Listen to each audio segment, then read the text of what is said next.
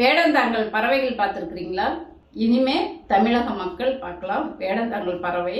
அதாவது சீசனுக்கு மட்டும் வந்துட்டு போகிறது தான் வேடந்தாங்கல் பறவை. அந்த மாதிரி தான் தமிழக வெற்றி கழக தலைவரும் சீசனுக்கு மட்டும் வந்து மக்களை சந்திச்சுட்டு போகக்கூடிய தலைவர் வேடந்தாங்கல் பறவையாக தாவாய்க்கா தலைவர் இருக்காரு. நடிகர் விஜய் தமிழக வெற்றி கழகத்தோட தலைவர் வர 13ஆம் தேதியிலிருந்து பிரச்சார பயணம் மேற்கொள்ள இருக்காரு.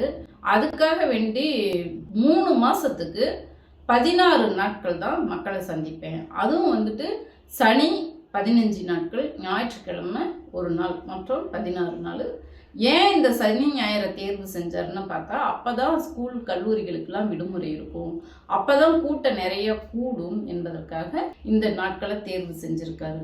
ஒரு அரசியல் கட்சி தலைவர் எப்படி இருக்கணும்னா 24 மணி நேரமும் எப்போது வேண்டுமானும் மக்கள் குறைகளை கேட்பவராகவும், தொண்டர்கள் கட்சியோட தொண்டர்கள் வந்து தலைவரை சந்திச்சு அவங்களுடைய நிறை குறைகளை சொல்லி உருவாடக்கூடிய அளவுக்கு அப்படி இருப்பது தான் ஒரு அரசியல் கட்சி தலைவர் வந்து எப்போதும் களத்துல மக்களோடு மக்களாக இருக்கிறதுக்கு. அப்பதான் ஒரு அரசியல் கட்சி தலைவரோட தகுதியாக இருக்க முடியும். இவரு வந்து அரசியலுக்கு வந்த காலத்துல இருந்தே முதல்ல வீட்டை விட்டு வெளியே வரவே மாட்டேனாரு. அதுக்கப்புறம் வந்தாலும் ஒரு 5 நிமிஷம் 10 நிமிஷம் வந்துட்டு போயிருக்கு. மாநாடே 1 மணி நேரத்தில் நடத்தி முடிச்சவர் தான் நடிகர் விஜய். இவர் இப்படிப்பட்ட ஒரு அரசியலை செய்யக்கூடிய ஒரு தலைவர். நம்ம வந்துட்டு ஒரு தலைவர் எப்படி இருக்க வேண்டும் என்பதற்கு உதாரணம் தான் முத்தமிழறிஞர் கலைஞரை சொல்லலாம். அவர் வந்து 17 வயசுல திரைக்கதை எழுத வந்தாரு. அப்போ வந்து ராஜகுமாரி, அபிமன்யு படங்களுக்கு திரைக்கதை வசனம் எழுதி படம் நல்ல ஹிட் கொடுத்தது. அப்போ இந்த படம் ஹிட் ஆனது ஏன்னா முதல்ல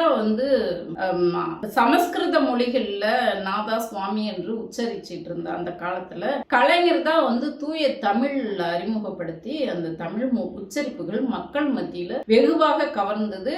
கலைஞருக்கு தான் முதல்ல கலைஞரின் கதை வசனத்தில் உருவான திரைப்படம் என்று ஒரு ஹீரோ பெயருக்கு அடுத்தது கலைஞர் பெயரை போட்டு போஸ்டர் ஒட்டக்கூடிய அளவுக்கு கலைஞர் கதை வசனங்கள் உச்சம் தொட்டது. அதனால என்ன பண்ணாரு, மந்திரகுமாரி படத்துக்கு ஹீரோ வந்து எம்ஜிஆர். அப்போ எம்ஜிஆர் சொல்லிட்டாரு, கண்டிப்பா இந்த படத்துக்கு கலைஞர் தான் வசனம் எழுதியாகணும் என்று சொல்லிட்டாரு. தயாரிப்பு மாடர்ன் தியேட்டர்ஸ் டி.ஆர். சுந்தரம் அவர்கள் தான் தயாரிக்கிறார். அப்போ கலைஞரை கூப்பிட்டு கதை எழுத சொல்றாங்க.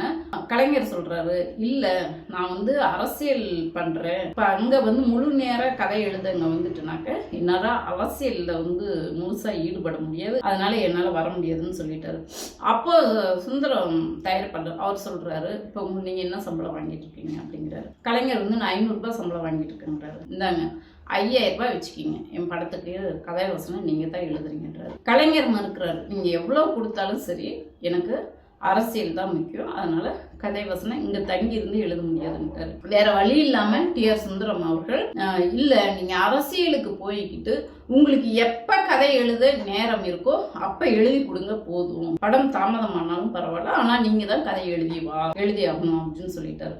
அப்படி எழுதப்பட்ட படம் தான் மந்திரகுமாரி. அவருக்கு அப்போ வயசு 27 வயசு. அப்போ பெரிய தலைவர் கூட அவர் இல்ல, ஒரு அரசியல்வாதி, ஒரு அரசியல் கட்சி தலைவர் எப்படி இருக்க வேண்டும் என்பதற்கு உதாரணம் தான் முத்தமிழறிஞர் கலைஞர் அவர். 24 மணி நேரமும் எப்ப அமைச்சர்களுக்கு எந்த நேரம் கூப்பிட்டு வேலை வாங்குவார்னு தெரியாது. மக்கள் பணி இரவோடு இரவாக அந்த செம்பரம்பாக்கம் ஏரி நிறையும் போதெல்லாம் இரவோடு இரவாக போய் தலைமைச் செயலகத்துல உட்கார்ந்து அப்போ வந்து அந்த தலைமைச் செயல அதிகாரிகள்லாம் வேலை வாங்கி இவரு போய் விடிகாலம் 3 மணிக்குலாம் போய் உட்கார்ந்து வேலை வாங்கி மக்களை காப்பாத்தினாரு என்பதுதான் வரலாறு. ஒரு அரசியல் கட்சி தலைவர் எப்படி இருக்கணும் என்பதற்கு கலைஞரும், எப்படி இருக்கக்கூடாது என்பதற்கு நடிகர் விஜய் தான். நடிகர் விஜய் தாவாக்கா தலைவர் விஜய் தான்.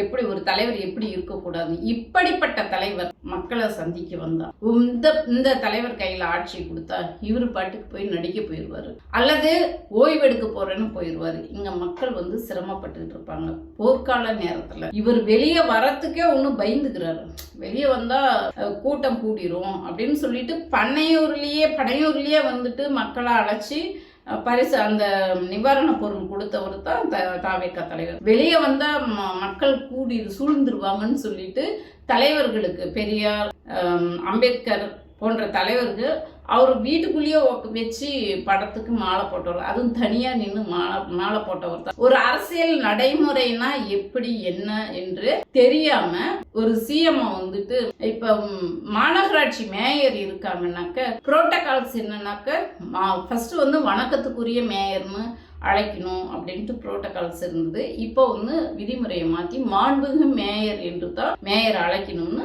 ஒரு விதிமுறை இருக்கு. எல்லாரும் அப்படிதான் அழைக்கிறாங்க. மாநகராட்சி மேயருக்கே அப்படி இருக்கும்போது அப்போ ஒரு முதல்வரை எப்படி மேடையில ஒரு அரசியல் கட்சி தலைவர் எப்படி அழைக்கணும்னு ஒரு விதிமுறை இருக்கு இல்லையா? ஏன் மாண்புமிகு முதல்வர் என்று மாண்புமிகு சிஎம் தலைவர் என்று அழைக்கணும்ட்டு தான் விதிமுறை இருக்குது.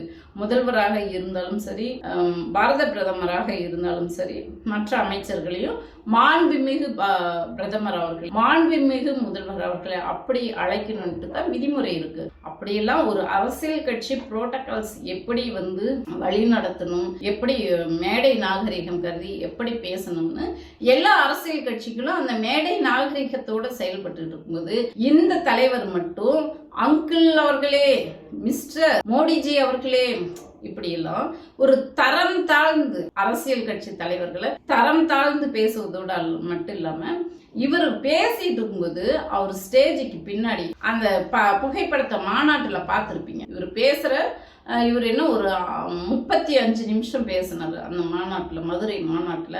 அந்த 35 நிமிஷமும் மேடையில இருக்கிற அந்த தலைவர்கள் எல்லாரும் நின்றுட்டு இருக்காங்க. மீண்டும் ஒரு அடிமை முறையை வந்து இவர் வந்து செயல்படுத்துறாரு. முன்னாடி ஜெயலலிதா இருந்தாங்க, அவங்க கூட மேடையில நிக்க வைக்கல தலைவர்களை, அவங்க கூட உட்காரத்தான் வச்சாங்க. ஆனா அவங்களோட ஒரு படி மேல போய் இவர் பேசிட்டு இருக்கிற அவ்வளவு அரை மணி நேரமும் இந்த தலைவர்கள்லாம் நின்றுட்டு இருக்காங்க. இவர் திரும்பி பார்த்து உட்காருங்கன்னு கூட ஒரு வார்த்தை சொல்ல. அந்த மாதிரி மேடை நாகரிகத்தை மீறி ஏறக்குறைய நவீன அடுத்த தீண்டாமையை இவர் வந்து போதிக்கிறாரோ சொல்லி கொடுக்கிறாரோ அப்படின்னு தோன்றும் அளவுல அவரு வர அந்த வேன்ல கூட பாதுகாப்பு கம்பி போட்டிருக்காங்க. அது கூட சரி, அவங்க ரசிகர்கள் தொண்டர்கள் கட்டுப்பாட்டை மீறி ஏறிடுறாங்க அப்படின்றதுக்காக போட்டாங்கன்னு வச்சுக்கலாம். ஆனா அவருடைய மாநாட்டிலேயே கிரீஸ் அடிச்சாங்க. அந்த ரசிகர்கள் வந்து அதை தொட்டக்கூடாது, அணில் குஞ்சிகள் வந்து அதை தொட்டா அப்போ உங்களுடைய ரசிகர்களுக்கே நீங்க வந்து உரிய பாதுகாப்பு, உங்களுடைய தொண்டர்களுக்கு இந்த மாதிரி நீங்க வந்து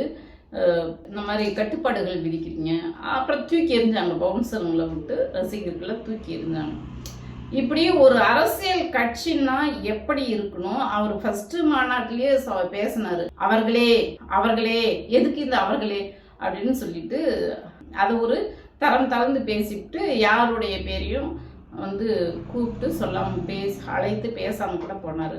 எதுக்காக இந்த அவர்களே அவர்களேன்னு சொல்றாங்க அப்படின்னா, திமுக கட்சி துவங்கும் போது அப்போலாம் வந்து யாரோ இந்த மாதிரி இந்த மேடை நாகரிகம் கட்சி ஒரு புரோட்டோகால்ஸ் படி எப்படி செயல்படணும் என்கிற அந்த கொள்கையை வகுத்ததே வந்து திராவிட முன்னேற்ற கழகம். அப்போ ஒரு கீழ்மட்ட தொண்டன் தன் பெயரை சொல்லிட மாட்டாங்களா? தலைவர் வாயிலிருந்து அந்த வார்த்தை வந்தா தன் பெயரை உச்சரிச்சா, இன்னமும் ஒரு மாவட்ட செயலாளர்கள் தன் பெயரை உச்சரிச்சுட்டா அதை போய் 1 மாசத்துக்கு மாவட்ட செயலாளர் என் பேரை சொல்லி பேசிட்டாங்கன்னு கொண்டாடக்கூடிய தொண்டர்கள் இருக்காங்க.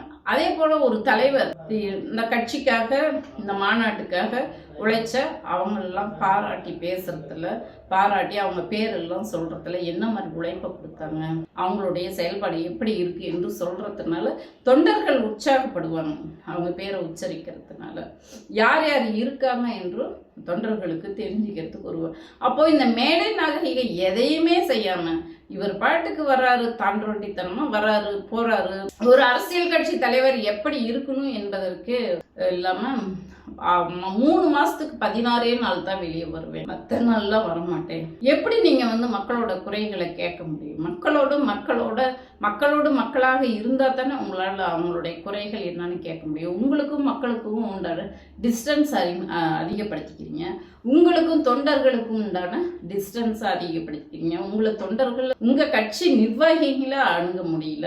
இப்படிதான் இருக்கு ஒரு தலைவர், ஒரு அரசியல் கட்சி எப்படி செயல்படக்கூடாது என்பதற்கு உதாரணம் இந்த தமிழக வெற்றி கழகம்.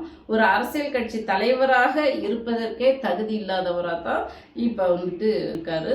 தலைவர்னாக்க கலைஞர், அவர் வழியே பின்பற்றுகிற இன்றைய நம்முடைய முதல்வர் அவர்கள் அறிஞர் அண்ணா அப்போதே திராவிட முன்னேற்ற கழகம் உருவாகும் போது அந்த புரோட்டோகால்ஸ் எப்படி இருக்கணும் என்ன என்று அந்த கட்டமைப்பை உருவாக்கி கொடுத்தாங்க. அண்ணா அறிவாலயம் போனால் அண்ணா அறிவாலயம் பூட்டி இருக்குதுன்ற நாள் ஒரு நாள் கூட இல்லை. அனைத்து நாளும் அண்ணா அறிவாலயம் வேலை செய்வாங்க. எப்போ வேணாலும் தொண்டர்கள் போய் அவங்களுடைய குறைகளை சொல்லலாம். அந்த மாதிரி ஒரு கட்டமைப்பை உருவாக்கி கொடுத்தவர் தான் கலைஞர். தலைமைச் செயலகம் கூட மூடி இருக்கலாம், ஆனால் அண்ணா அறிவாலயம் பூட்டின வரலாறே கிடையாது. எப்போ வேணாலும் தலைவர் வருவார், அமைச்சர்கள் வருவாங்க. அங்கே ஒரு மினி அரசாங்கமே நடப்பது போல அந்த அலுவலகம் ஸ்ட்ரக்சர் புரோட்டோகால்ஸ் பிரகாரம் எல்லாமே செயல்படும். ஆனால் 200 கோடி ரூபாய் சம்பளத்தை விட்டுட்டு வந்த இந்த தாவேகா தலைவர் எங்க போய் அந்த தலைவரை பார்க்கறதுன்னா அவங்க தொண்டர்களுக்கே தெரியல, அலுவலகம் எங்க இருக்குன்னு தெரியல. இப்படி ஒரு கட்டமைப்பை வச்சிட்டு இருக்கிறவர் தான் இந்த தலைவர். நாட்டை பிடிக்கணும், முதல்வர் ஆகணும்னு சொல்லிட்டு இருக்காரு. புரோட்டோகால்ஸே தெரியாம, விதிமுறைகளையே மதிக்காம, இதுல வேற எங்களை பார்த்து பயந்துட்டாங்க வேற திமுக வேற சொல்லிட்டு இருக்காங்க. எந்த கட்சி திமுகவுக்கு கொடுக்காத நெருக்கடியா? திமுக எவ்வளவு கைது, எவ்வளவு அடி உத வாங்கி இந்த அரசியல்ல நின்றுட்டு இருக்காங்க. இவங்க முன்னாடி, திமுக முன்னாடி இவங்களாம் கொசு போல ஒண்ணுமே இல்லை. ஒரு போராட்டத்தை இது வரைக்கும் அவங்க சந்திச்சதில்லை. ஆனா இதையே தாங்கிக்க முடியாதவங்க ஒரு காவல்துறைன்னா அந்த சட்ட ஒழுங்கை காப்பாற்றுவதற்காக மக்களை கட்டுப்படுத்துவதற்காக பல்வேறு விதிமுறைகள் கொடுப்பாங்க. ஆளுங்கட்சியா இருக்கிற திமுகவுக்கே இந்த இடத்துல நடத்தக்கூடாதுன்னு சொல்றாங்க. இவ்வளவு பேர் இப்படி கூட்டம் சேரக்கூடாதுன்னு சொல்றாங்க. ஆளுங்கட்சியா இருக்கிற திமுகவுக்கே அந்த விதிமுறைகள் படித்தான் காவல்துறை அனுமதி கொடுக்குதுன்னு போது இவங்க என்னமோ எங்களை பார்த்து பயந்துட்டாங்க. என்ன அவசியத்துக்கு இவங்களை பார்த்து எல்லாம் திமுக பயப்படணும்னு தெரியல. இன்னும் கத்துக்குட்டிகளாவே இருக்கிறாங்க என்பதை தான் இவங்களுடைய பேச்சை கேட்கும்போது நம்ம புரிஞ்சிக்க முடியுது. இந்த காணொலியை பார்த்துட்டு இருக்கிறவங்க உங்களுடைய கருத்துக்களை நம்மளோட பகிர்ந்துக்குங்க. நன்றி, வணக்கம்.